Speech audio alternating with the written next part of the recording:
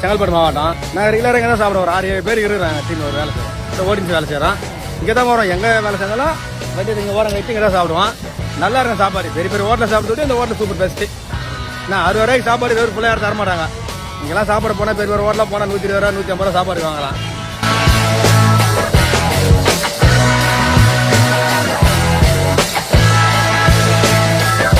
பன்னெண்டரை இல்லை 1 மணிக்கு வந்தால் கூட அந்த 1 ஹவரில் சாப்பாடு எங்களுக்கு வியாபாரம் முடியும்.